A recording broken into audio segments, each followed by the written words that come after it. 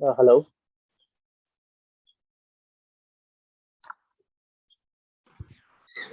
Can anyone hear me?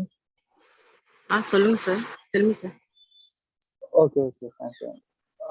இல்ல audio கிளியரா கேட்கல அப்படின்னு செக் பண்றீங்களா? Hello. Hello.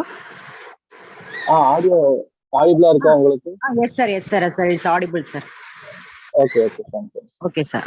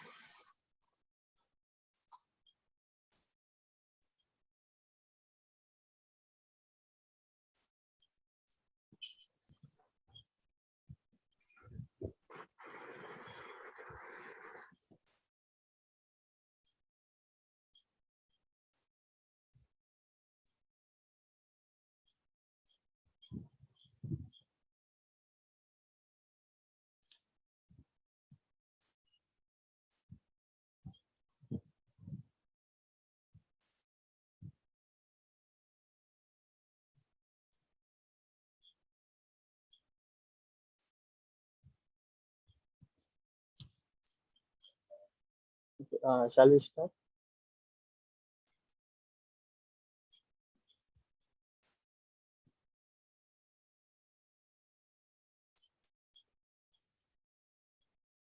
Shall we start, madam?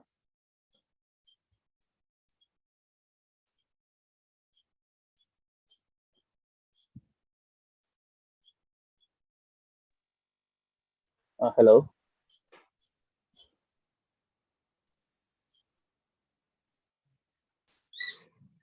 Madam, shall we start? No, sir, it's not visible.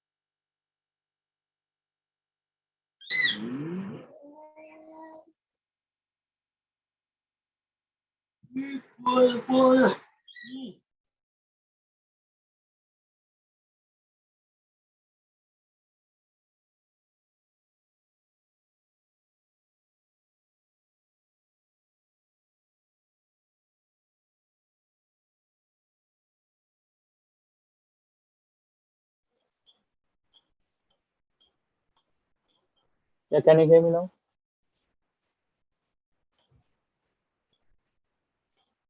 Hello. Yes, sir, we can hear you. Okay, fine. So shall we start?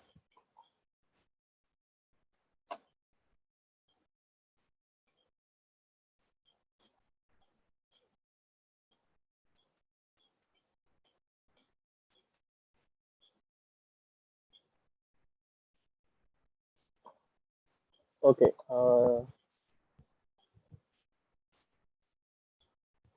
Shall we start?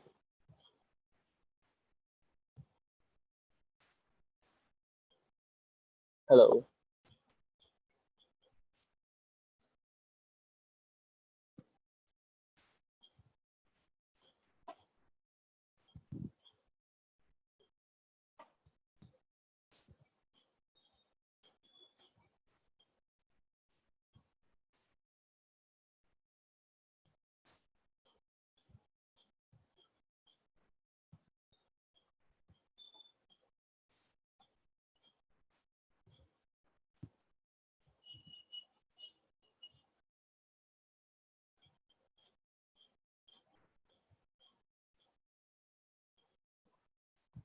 Madam, shall we start?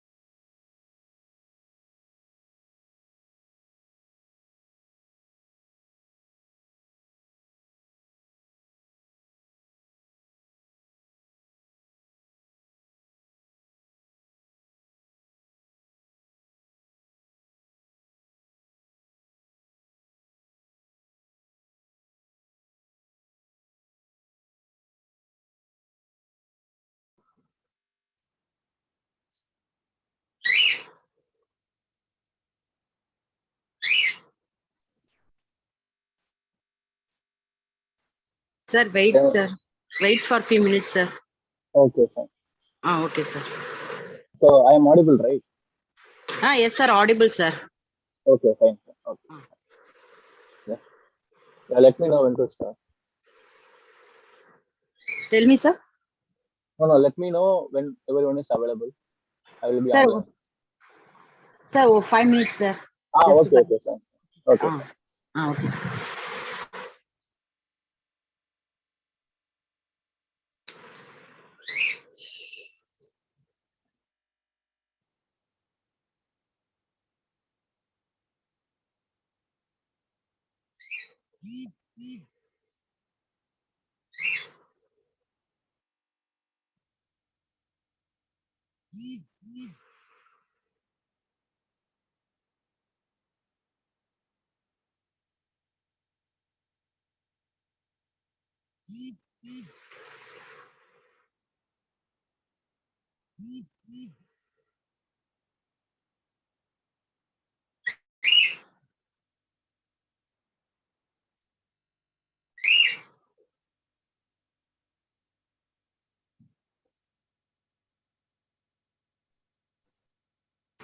Mahalakshmi, ma'am, shall we start, ma'am? இப்பதான் just now, are you able to see me, Prabha? Okay, ma'am. Afrin. Afrin, Yes, yes, ma'am. start now, ma'am. Okay, ma'am. Good morning to all. Creativity is thinking up new things. Innovation is doing new things. It gives me immense pleasure to extend a very warm welcome to you all. On behalf of Prince Sri Venkateshwara Arts and Science College, at present, we have organized a seminar on building innovative application using Spring Boot. Now, I would like to call upon Agastya to render Tamithai Vartan. நீராறும் கடலொடுத்த நிலமடந்த கீழொழுகும் சீராறும் பரத்த தெக்கணமும் மதச்சிறந்த திராவிடன திருநாடும் தக்க சிறு பெருமுதலும் தரித்தனரும் திலகமுமே அத்திலக வாசனை போல அனைத்துலகும் எத்திசையும் புகழ் மணக்க இருந்த பெரும் தமிழனங்கே உன் சீரிலமை திறமை எந்த செயல் மறந்த வாழ்த்துதுமே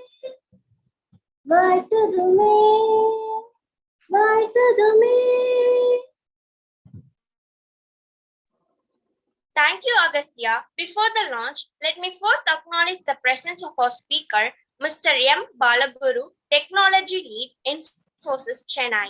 Welcome you, sir. Now, I would like to invite Afrin to formally welcome the audience.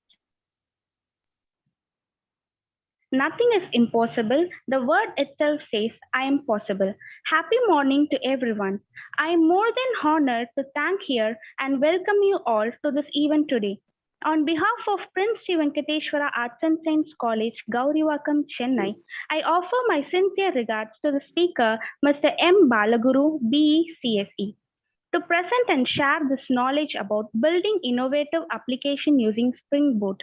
It is a great privilege to welcome our chairman, Dr. K. Vasudevan, in absentia, who have motivated all of us.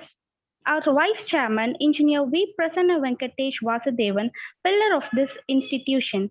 Our principal, ma'am, Dr. Uma, our distinguished hard worker, and I once again welcome all the members and coordinators of IIC Club and participants joining us today. Thank you, Afrin, for your earnest welcome address. Now, I would like to call Dr. Mahalakshmi, head of the department, to say a few words to the audience. Good morning, all. I take this opportunity to join you all, and before that, welcome you all for this event of IIC on innovative application development using Spring Boot. I welcome the resource person, Mr. Balaguru. Welcome, sir. Thank you. On on behalf of Prince Sri Venkateswara Arts and Science College, I welcome you heartily for this. I hope all of us find it useful to when you share your experiences, sir. And at this occasion, I welcome all our faculty members, students who have joined to make this sharing from a person from industry Infosys to share his valuable experiences and let us be benefited. I welcome one and all once again and hope this session will be useful. Thank you. Thank you, ma'am. Now, I welcome Mrs. K. Prabha, Assistant Professor, Department of Computer Science, to brief about TEKNE Club. Good morning to all. CS TEKNE Club, the technology is evolving at a lightning speed and we are expecting to know about it. If we want ourselves to sustain in computer world, as the saying goes, necessity is the mother of innovation. So the necessity of a place where the never technologies could be learned without any hassles have birth to the computer club. The main version of the club, it's to expose the students to the latest advancement in computer technology and give individuals an opportunity for sharing and extending ideas, views, and knowledge in the field of computers and fast changing technologies. So the club provides a strong platform for a computer science students to the practical implement their innovative ideas in computer for different applications. The club offers independent guidance and workshops, seminars, guest lecturers, and organize various industry-oriented events for students to explore their full potential. So what are the objectives of CS? So to provide the conducive atmosphere for the student learning process and to make the students understand the technology with the social and global needs. And next, to develop the theoretical and practical knowledge of students and make skilled professional by involving them in application-oriented activities and project work and arranging workshop, seminars, and industry-oriented programs. And then to develop the students in adapting to change the technologies and to be the successful in their professional. A good club offers students many opportunities to explore their interest and realize possibilities and work and socialize with their peers. Extracurricular opportunities can help the computer science students build expertise, make connections, and gain confidence. Thank you to all. Thank you, ma'am. Now, I would like to invite Rupareka ma'am, Faculty Coordinator of IIC, to brief about IIC.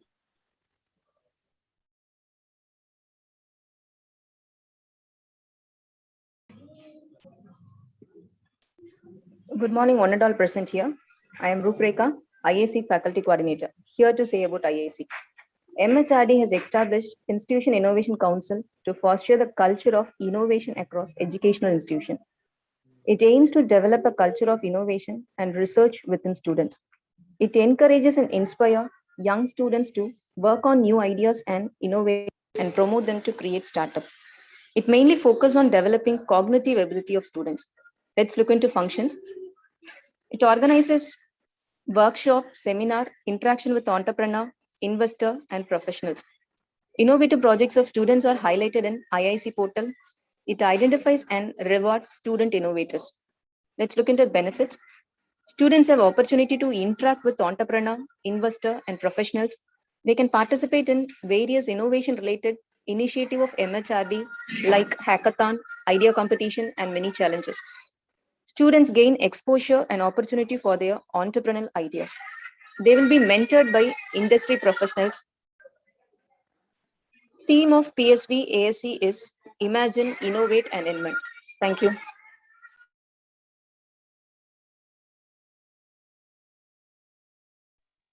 Thank you, ma'am. Now, I would like to call Afrin Suhaila to introduce the resource person. Good morning to everyone. I am here to introduce Mr. M. Balaguru, who has 6.5 years of experience in the field of information technology with a special focus on application, development and maintenance, familiar with software development lifecycle, and is skilled in analyzing business requirements and technical specifications to translate them into technical implementation. A good team player and can handle multiple tasks in parallel, having hands-on with both waterfall and agile scrum ways of working. Thank you.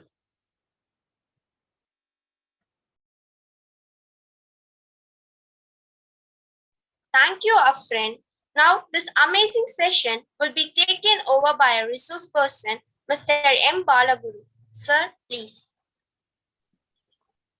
Yeah, thank you. First of all, so good morning to one and all present here. So I would like to thank you for this opportunity given by the management and all the students. So I don't want to waste the time. So I'm directly getting into the presentation now. So we have less amount of time. So if you have any questions in between the session, so please make it down the question so we can have some questions in the last 5 minutes. So I will clarify all the doubts in the final 5 minutes. So now let's dive into the topic.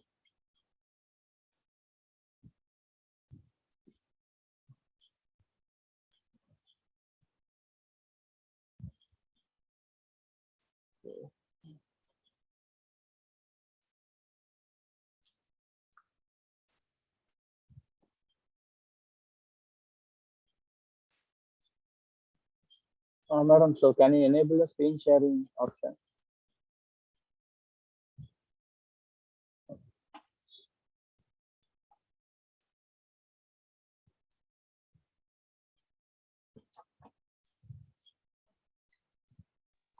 Okay, so I hope everyone know about me as the introduction has been given by the students. So let Are me you able to see?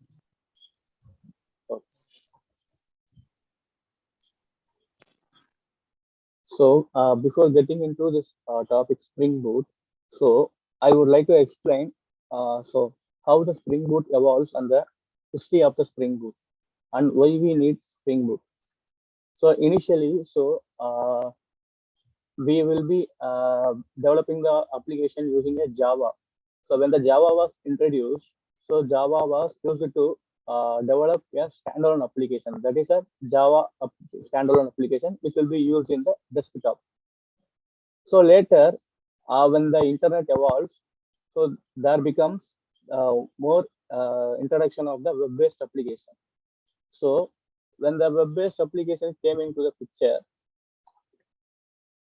so in Java is a standalone application. This used to develop the standalone application, which is desktop-based application. So later, when the web-based application emerged, so how Java itself to support the web-based application. So it taken the help of the servlets and it served the necessity for developing the web-based applications. So what the servlets will do is, so servlets in turn follows the MVC design pattern. So what is MVC design pattern? So it contains model, view, and controller pattern. So here model represents the business models. That is, so what are all the objects or models which we are using for an application? For example, if we are using any employee management system, so their model is the employee data and the his data like his organizational data, those things. So those will be considered as a model. And then view. View is nothing but the web page shown to the end customer or the user. And then controller. So controller is the one which will accept the request from the user or the client, and it will process and it will redirect to the respective processor. For example, in a mobile, if you are calling a person, the call has to go to the particular person which you are selected, right? So the same, like if you are processing any request or if you are requesting any data from the internet, it should allow you to the correct resource, right? So that is the it is done by the controller. So sometimes went and later, so they find some difficulties in managing the objects. So Java is totally made up of classes and objects and instances, right? So sometimes later, the developers feel very difficult to maintain the project, like because it became more heavy weighted. So they have to manage everything from top to bottom. Like they have to manage a model part, they have to manage a view part, and they have to manage controller part, and also they need to maintain the virtual machine settings and configurations. So then later, Spring has been introduced. Spring has been, it is a Java based framework.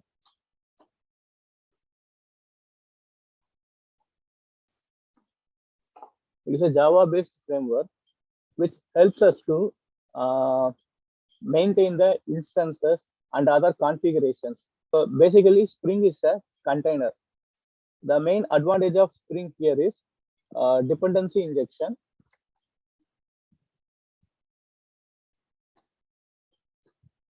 which we used to call it as an DI, and inversion of control.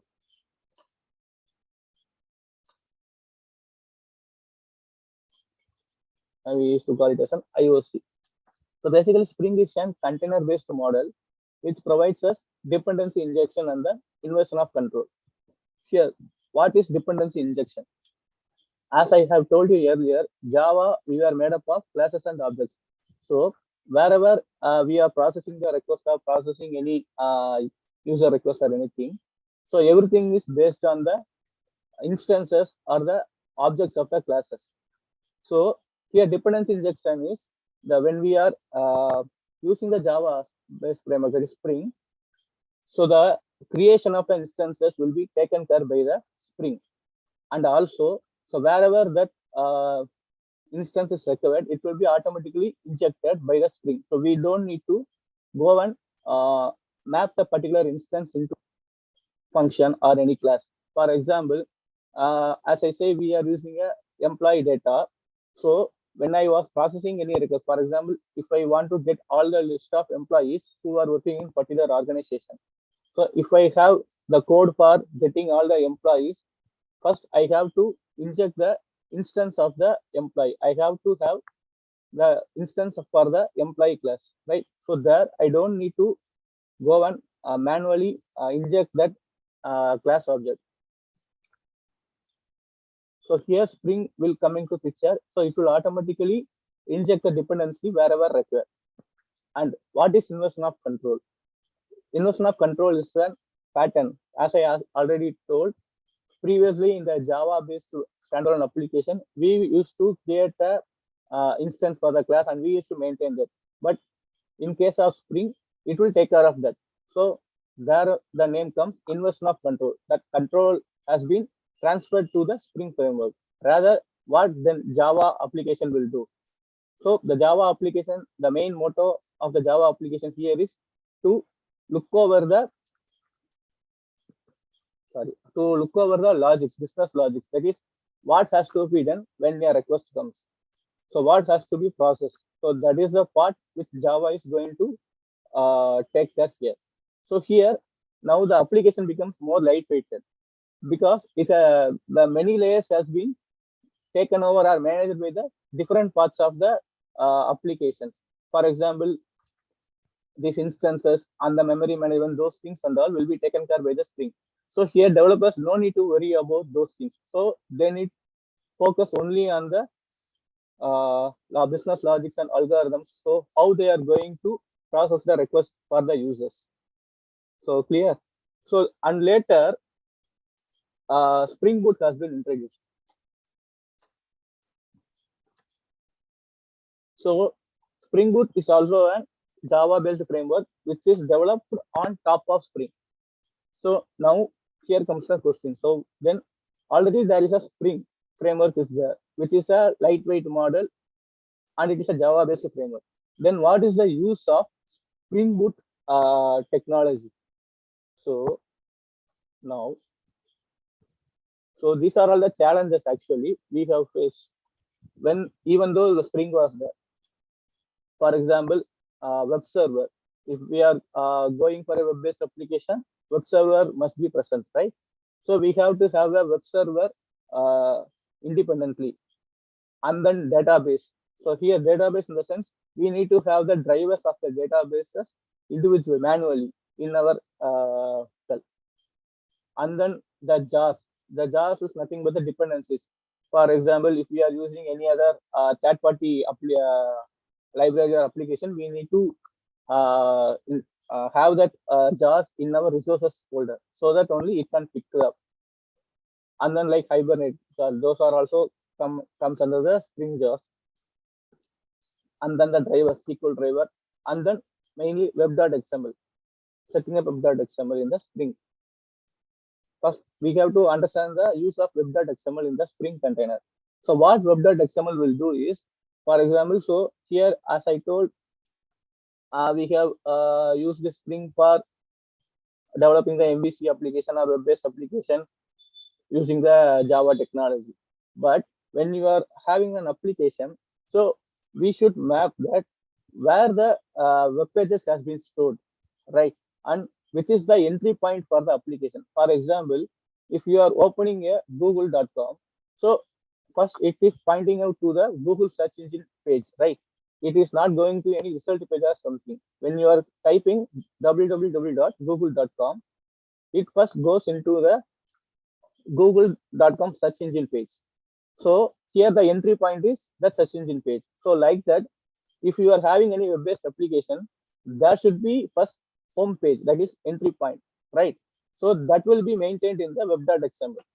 In the web.xml, we will also configure the servlet, dispatcher servlet. Dispatcher servlet is the one which will accept the request, and it will process the request, and it will redirect that request to the correct controller. For example, if we go to google.com, so there we have multiple options, like we can sign in, we can go to Gmail, we can go to Drive, right? So if I am clicking on Gmail, it should process me to the Gmail page. It should not process me to the Google Drive page or some other page, right? So here, when the controller, sorry, when the dispatcher server accepts the request for getting into the Gmail, there it will process the request and it will check, right? The user is requesting Gmail page. So it will redirect to the particular controller where the Gmail processing or Gmail homepage processing is done. So that is the use of the web.xml, where we will be configuring dispatcher servlet. We will be configuring the web pages, resources part for the web pages, and the type of web pages, everything. So these are all the challenges actually we face in the Spring. We have to do it manually. So then there comes Spring Boot. So what Spring Boot does is, so before that, so I will show you the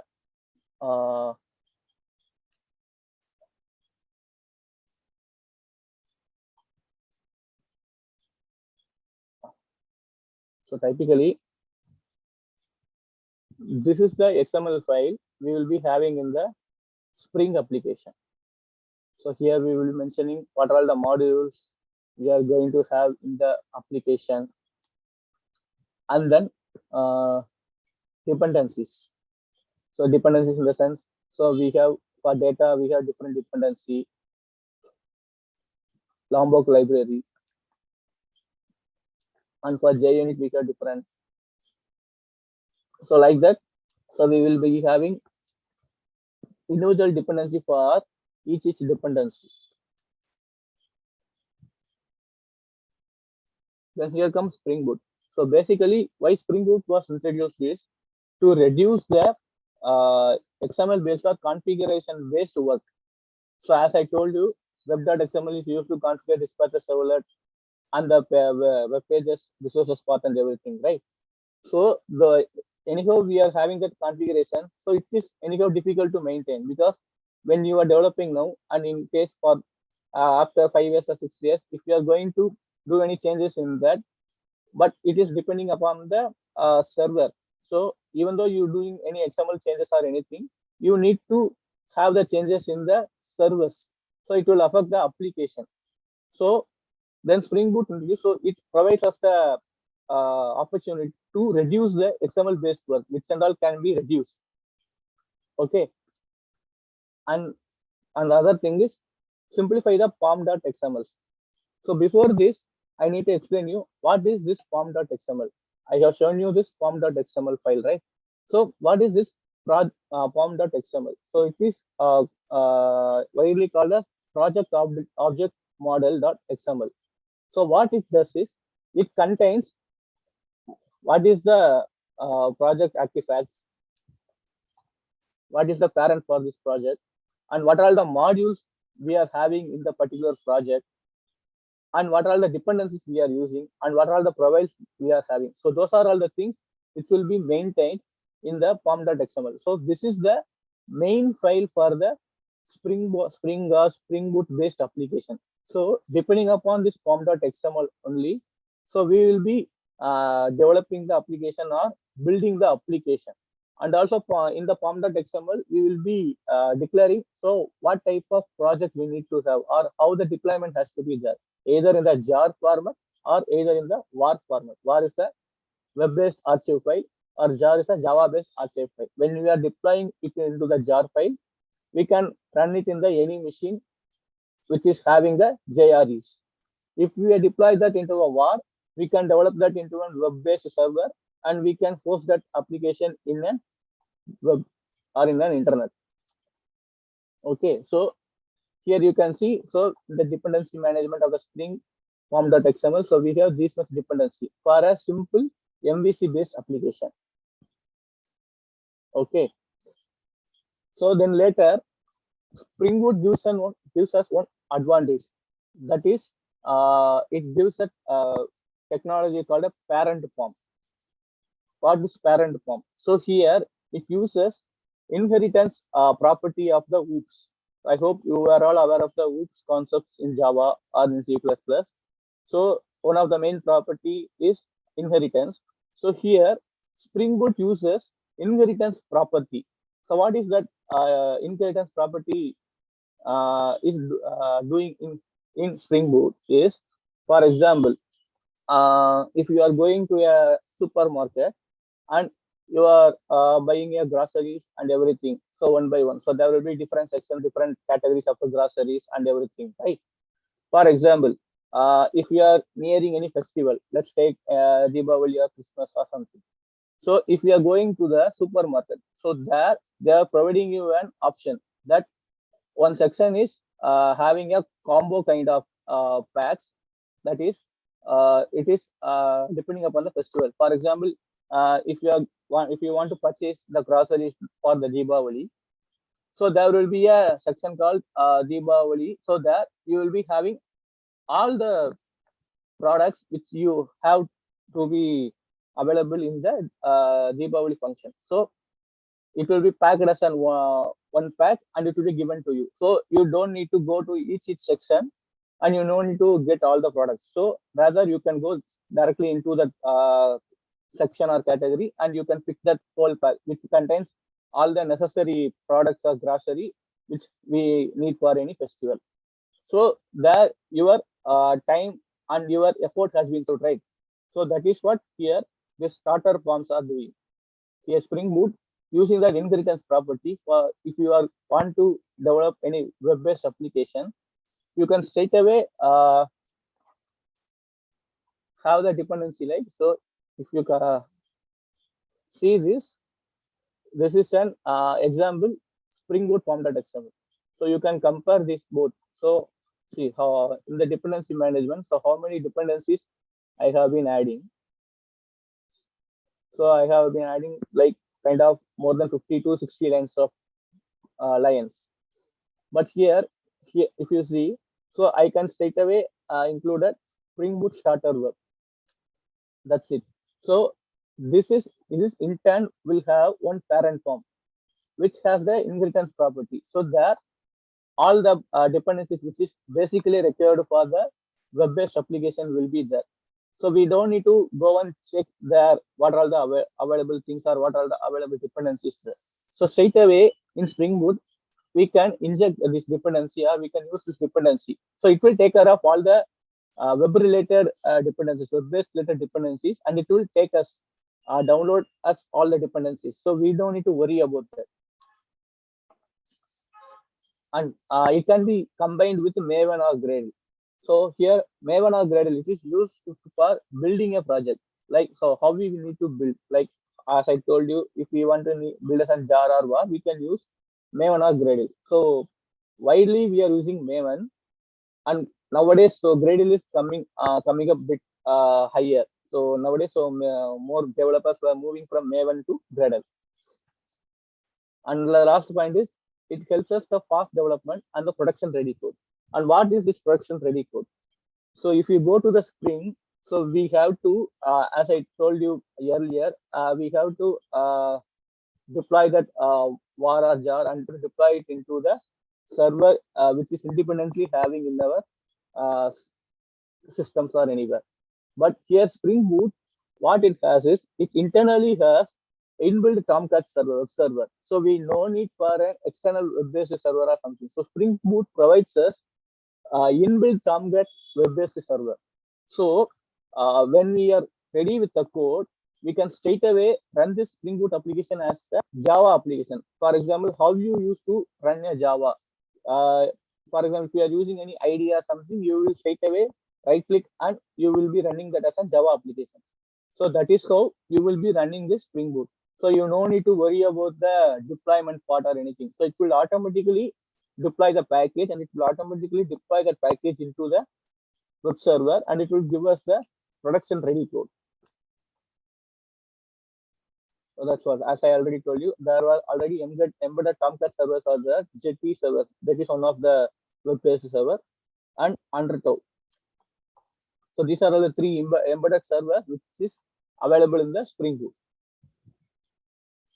And also in-memory DB.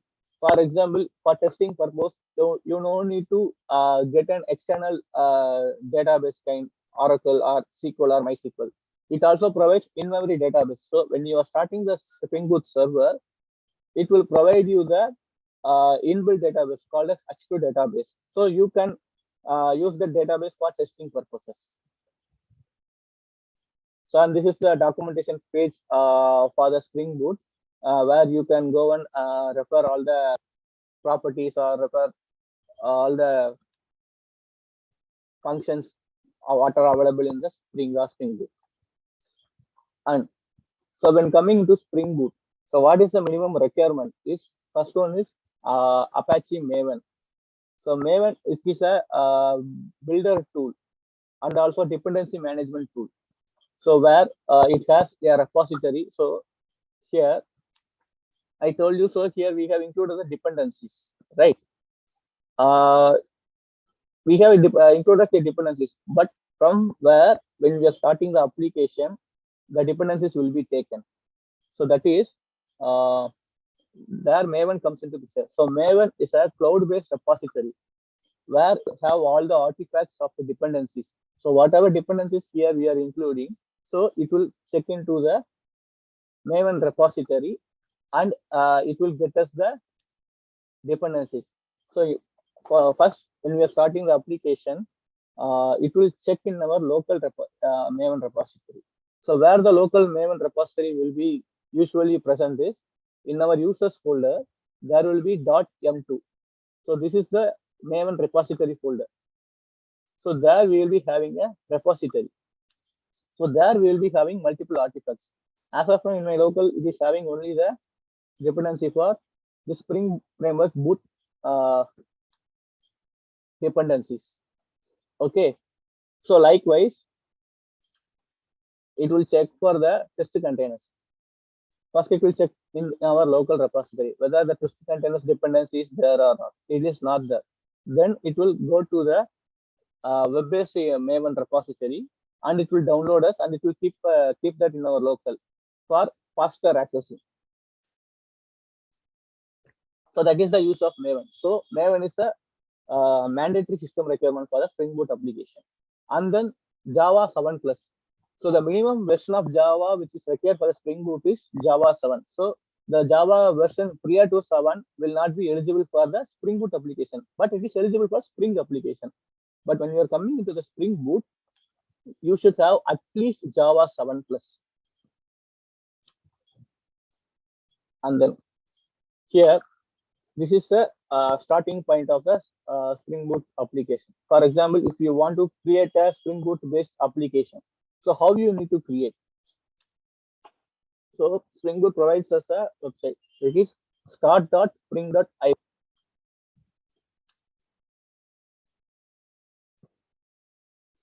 So here, this is a Spring Initializer project. That is, what is this Spring Initializer in the sense? It will provides us the prototype for the Spring Boot application. So here, so how you need to create a project as a Maven project or as a Gradle project, that depends upon you. And then language. So which language you are going to use?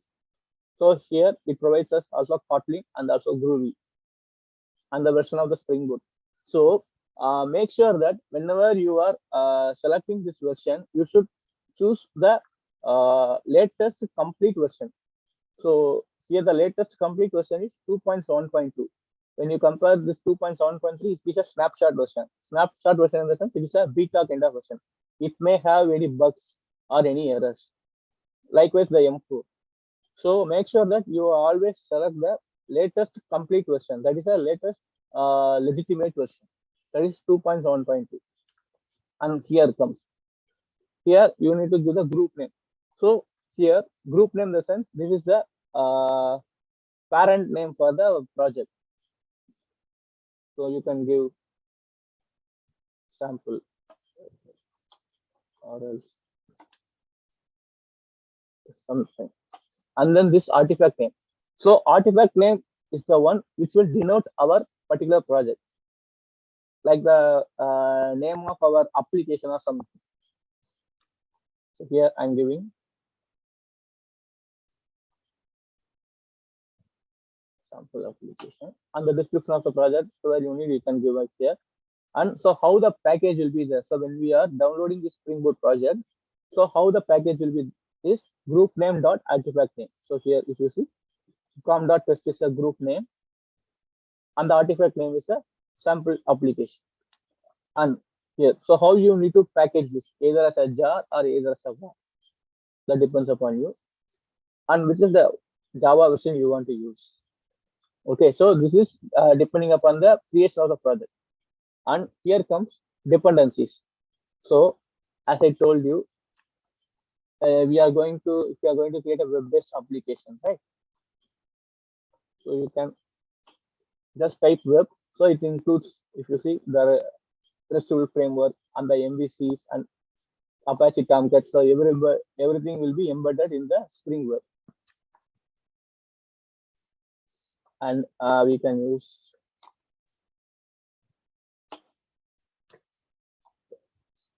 so I will explain you the use of the Spring Boot Dev Tools dependencies later. So and if you click on generate, so it will be created as a project artifact. It will be downloaded as a zip format. Okay, to import that project into your application, so it will be like this.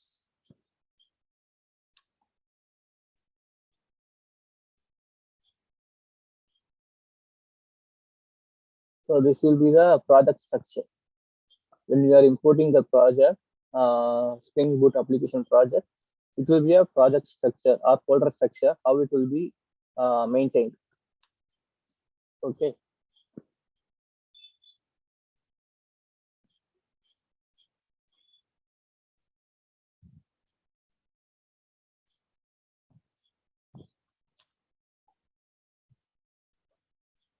So as I told you, so this is a folder structure to be followed. That when you are opening the application, so form.xml should be available in the parent folder.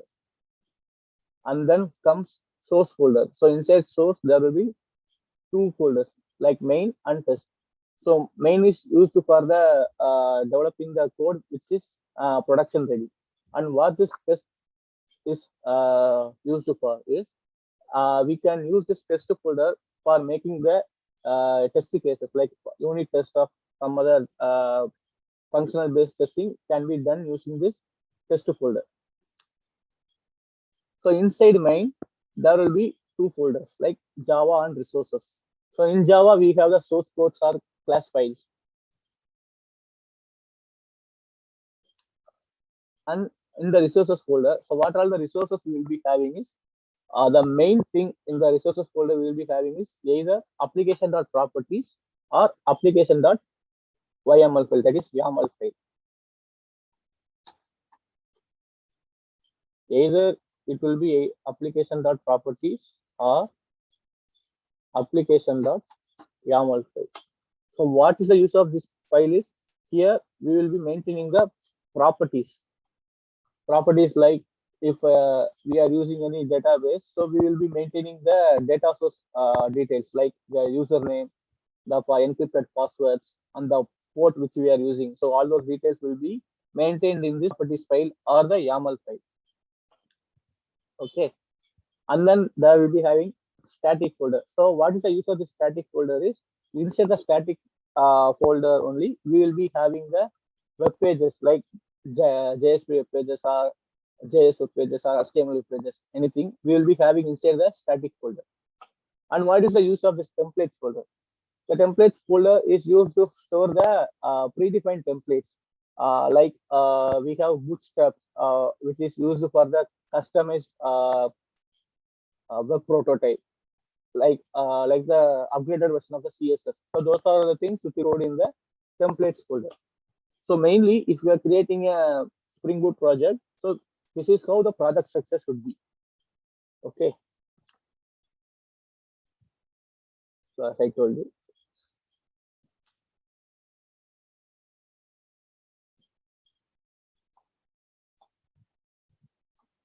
And as I already told you the use of the form.xml, right? So what are all the contents which will be there in the form.xml is what is the parent project which we are referring, and what are the properties we are using here. So in the properties only we will be defining the version of the Java, and if we are using any other technology, there we will be mentioning the version or any other properties of the technology we are using. And then dependencies. So dependencies, so what are the dependencies we are going to use? So there we will be defining. So these are the main three categories or main three child which we are available in the form.xml, which we are using in the form.xml. So it is the entry point for the Spring Boot application for starting the application. Okay.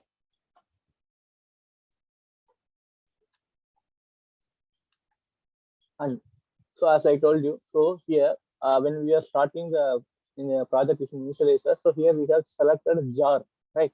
So when we are selecting this as a jar, so when we are building that application, it should be deployed as a jar-based application, right? So for building the application into a runnable jar, we need to include the plugin. The plugin name is Spring Boot Maven plugin. So where we need to include the plugin in the sense in the form.xml. So here in the form.xml, after the dependency management, so here a separate build category will be there. So inside the build, we need to include the plugins. So here we are using the plugin Spring Boot Maven plugin. So what is the use of the Spring Boot Maven plugin is it is used to build our application into a jar-based one, runnable jar-based one. Okay. And so once you are using this Spring Boot application, right? If we are developing a standalone Java application or standalone Java code, when you are running the Java code, right? So which will be the first function will be that will be executed is the we call it as an main method, correct? So we can have n number of Java classes, but when we are running the application, the entry point must be a single one, right? So which will be executed first is the main method in the class which we are executing, right? So that is the function which will be executed first, and later on from that only the function callers will be there, and that other functions will be called, correct? So likewise, when we are starting the Spring Boot application, right? Because here we don't have any web.xml configuration. As I told you, that is an advantage in the Spring Boot.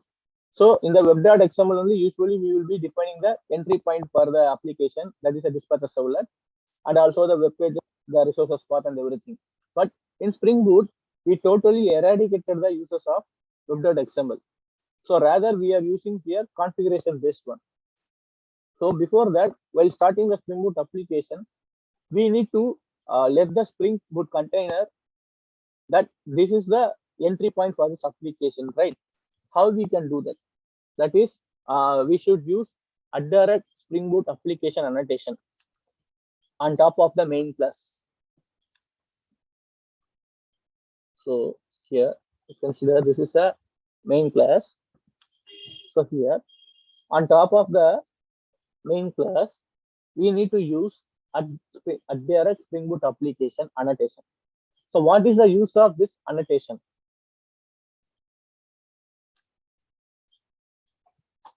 So basically, this will do three types of functions. One is auto configuration. Another one is a direct component scan.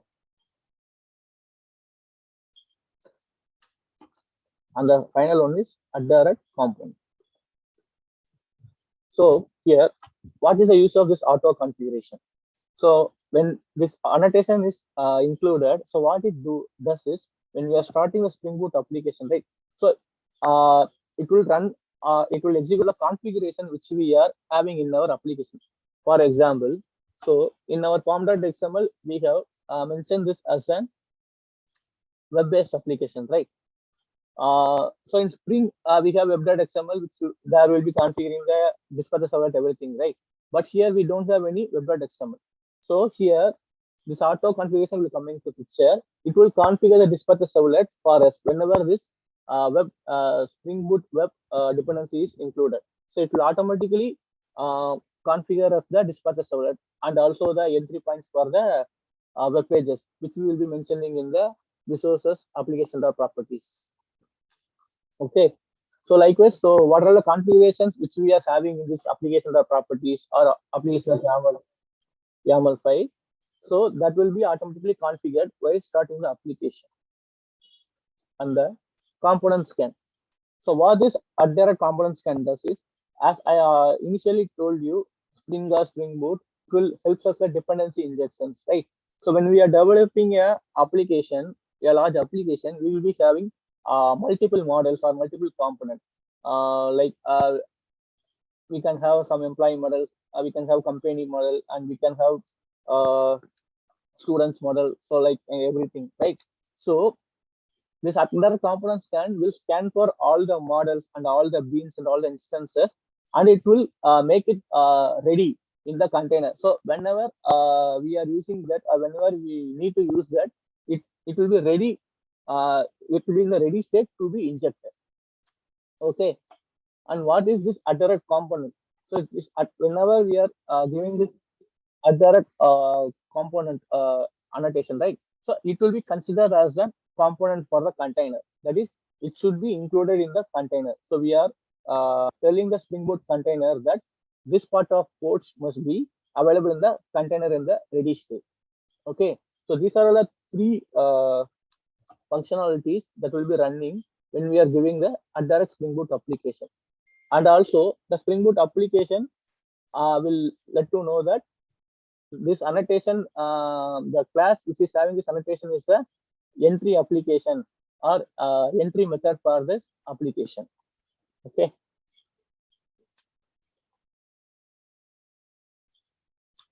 So how we can run the application in the command prompt or in the CLI?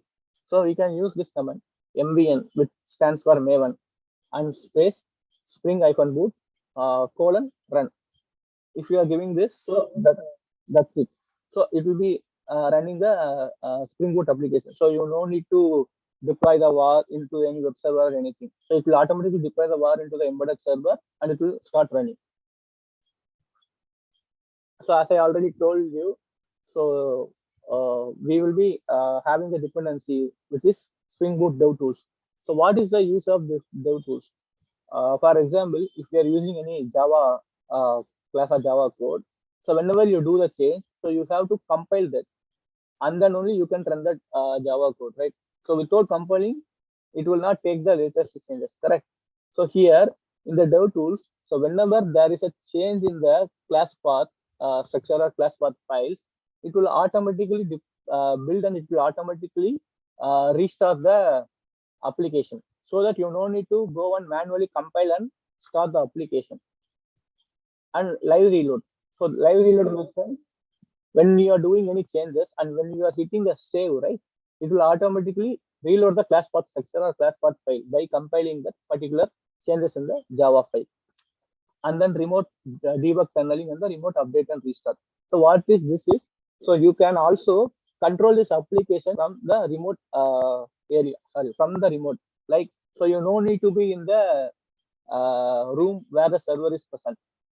So you can have one configuration and you can be anywhere in the world and you can control this debug and the update and restart. Okay. So Spring Tool Suite. So what is this SPS is? It is one of a IDE, Integrated Development Environment, which is developed on top of the Eclipse. Okay, so this will be used for developing the Spring Boot application. So here the tool which I am using is SPS.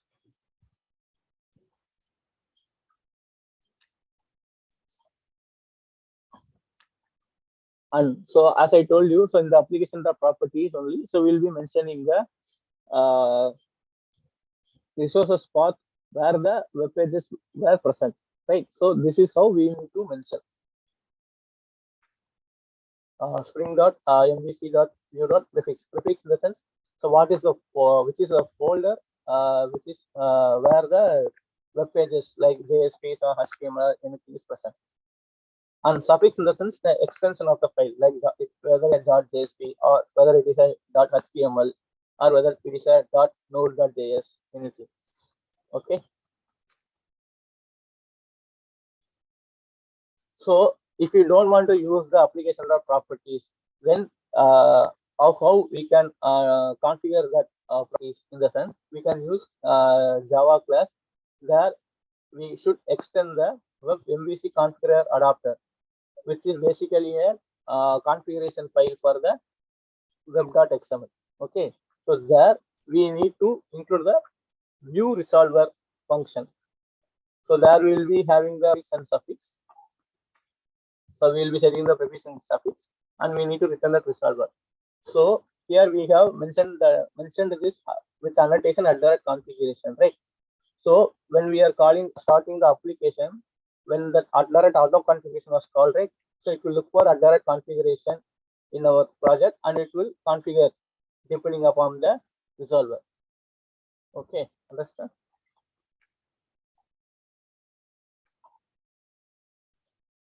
So if you are creating as a runnable jar, you will be including the Maven plugin, correct?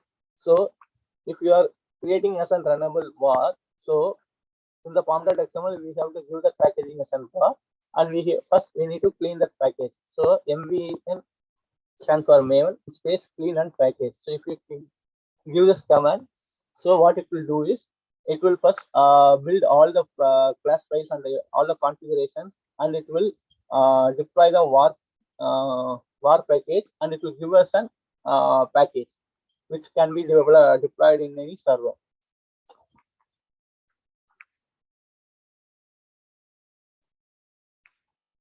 So and then, so when we are using any third-party database like SQL or any MySQL or any Oracle or something, right? So we need to include that particular dependency. For example, so if you are using SQL, here we have MySQL server driver is there, Spring Data JPA is there, and Spring Data JDBC is there. These are all for the SQL. Similarly, for Oracle, we have Oracle driver. So we need to include that dependency while starting the project. Okay. So it will automatically included in the XML. And in the application properties, as I told you, we will be giving the data source details like what is the URL for that database which we are using, and the username and password. So what is the username and password? So these are all the things we can be included in the application properties. So when we have given this, while starting the application, when the auto configuration is called, so it will look for the application properties, and it will look for the database URL and the username password, and it will create a data source, which is a one-time process. So in Java, how we used to do is we will be creating a connection data source individually or every time whenever we are calling the database function, right? But here, when the application is started, the connection data source will be created first, and it will be kept in on state using these properties and the dependencies. Okay.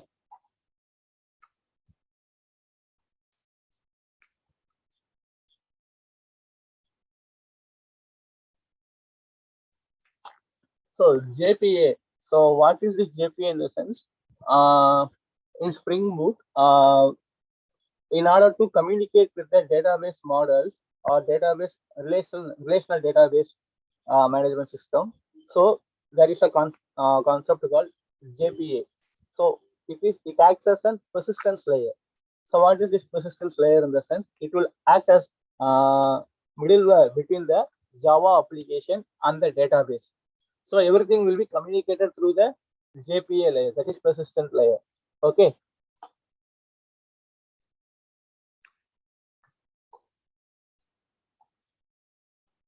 So this is how we'll be creating an the table in a database. For example, so you no need to log into the database externally, and you need to create a table using a queries layer, table name and columns, those things. Straight away you can create a entity or model in our Java class or in our Java code. So this annotation at direct entity, what it will do is, when we are starting the application, when the connection data source is established, so it will check for the entities named as department. So here we have given the table name as department. We will check for the table department if the table is available or not. If it is available, it will be not modified. But if it is not available, so the new table will be created using these fields. So what are the fields we are using here is ID, name, department and everything. Here, a direct ID represents, it is a primary key. Okay, so this ID will be created as a primary key for the table employee. Okay. And this direct many to one or one to one, this will be represented as a relational mapping. Like we will, how we will be having one to many, many to one, many to many. So those kind of mappings can be done. So here, many to one annotation has been given for the department field. So many departments, and how it is mapped to the employee table. So employee table, here we are using employee table and department. So what this direct many to one represents is many employees can be mapped to a single department. Okay. So already we have department table here, and we have employee tables here.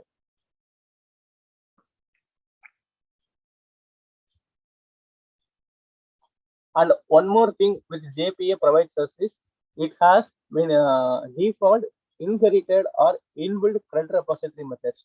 What are those CRUD repository methods? In the sense, create, update or delete, or read or get, right? So these are the basic CRUD methods which we'll be using in the SQL or database. So JPA provides us default inbuilt methods for the CRUD-based operations. Like when we are having a table with a list of columns or list of fields, right? So this find by and what is the table name? So that will be generic, right? So these are all the default methods which will be available in the CRUD repository. like find by department. For example, if we are having the department table, right? So how the methods will be there is find by name, find by department ID, or find by ID. So these are all the default methods which will be available when we are implementing the CRUD repository. So to write that is we have to create an interface, and that should be extend CRUD repository of employee comma ID. Here this employee is the generic one. So here we need to give the tables for which we need to create that CRUD repository methods. Okay, so here they have created for the employee. So what are the methods which will be default by default available will be find by department ID will be available, and find department will be available, or find by name will be available. Okay.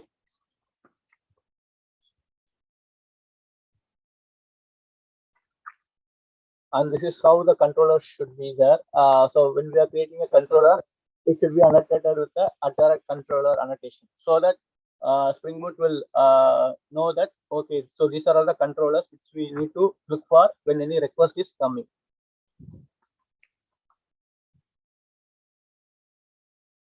So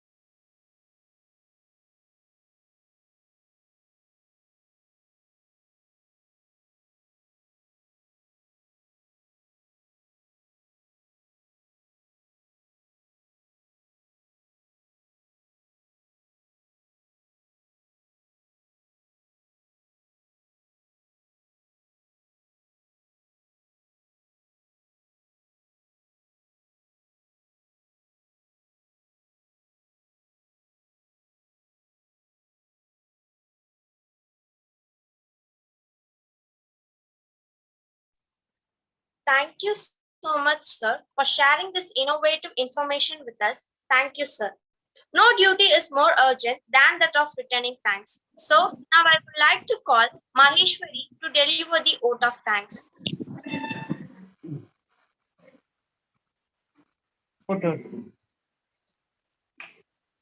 Good morning to all.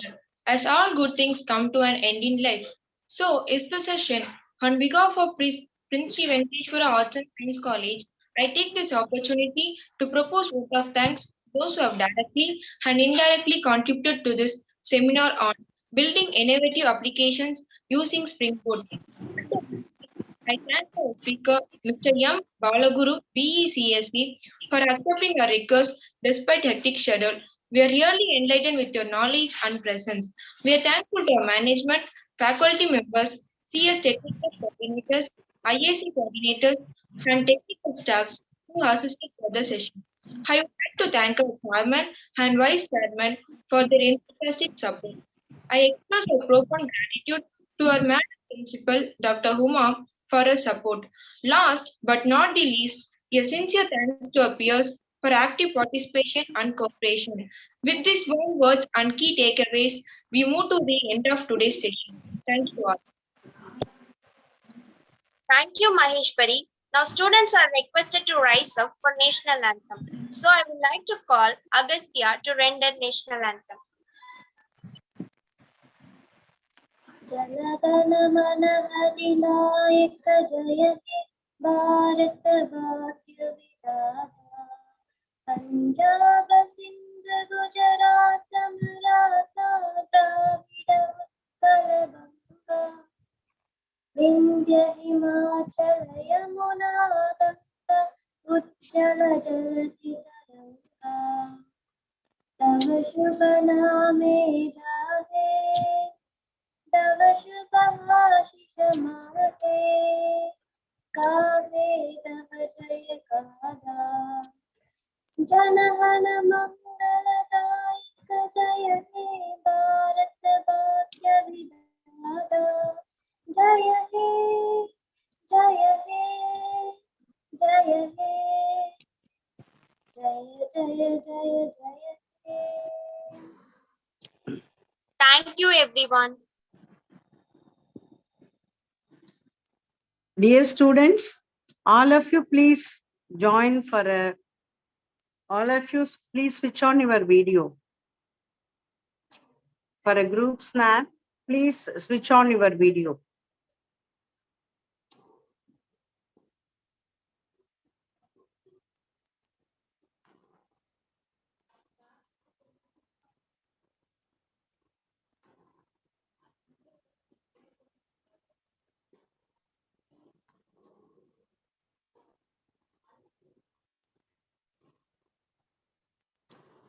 Okay, students. And the presenter, I think the session was useful, and thanks again. Thank you. Thank you. Thank you, sir.